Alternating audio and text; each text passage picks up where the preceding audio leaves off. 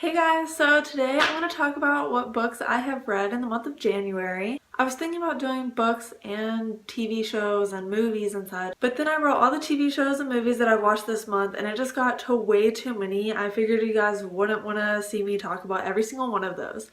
But if you guys reach the end of this and you decide that you would like to see what I watched, then just let me know down below and I can do that. The month of January was a little slow. I only read 2 books, but it's a lot better than I have been doing. Now I'm back at it and I'm slowly getting back into my reading game, but I'm definitely going to try to read more than 2 books this month.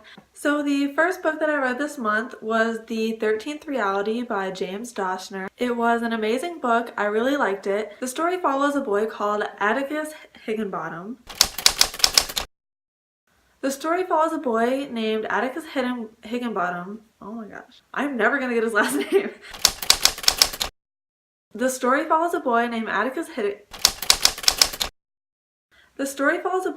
Atticus Higginbottom who goes by Tick. You can see why. And one day he gets a letter in his mailbox saying that mysterious things are going to start happening, and if he follows the letter's directions he can save the world. But if he chooses that he doesn't want to partake in this adventure because it will be dangerous, he just has to throw the letter in the fire and it'll all go away.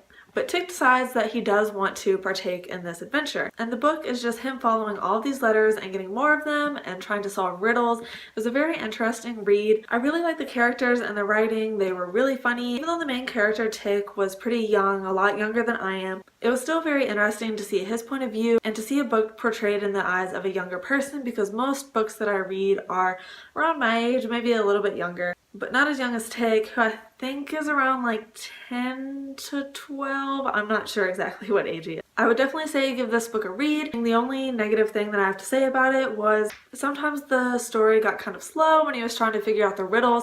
I was like, come on already, like why can you not figure this out? But once you got past those kind of slower parts where he's trying to figure them out, it got really interesting, and I love seeing what kind of decisions he was going to make because he could stop this at any time, so it was interesting to try to see whether or not he would. The second book that I read this month was City of Bones by Cassandra Clare. This is like my second or third time reading this series and I love it all the same. The Mortal Instruments series is one of my favorite series. It follows this girl named Cassie, and one night she goes out with her friend Simon to go clubbing and she sees this guy kill another man. But the problem is she's the only one that can see it. Turns out that it wasn't actually a man that he had killed, it was a demon, and he himself was a shadow hunter. It's just about her learning about the shadow hunter world and learning that all the stories are true. There are many different types of characters in here. I love how whimsical Jace is, the main guy character, and I love how strong Clary is, even though so many things have happened in her life that have completely blown her away. All the characters are amazing, and just the world itself is incredible. It kind of reminds me of Harry Potter, just how she built the world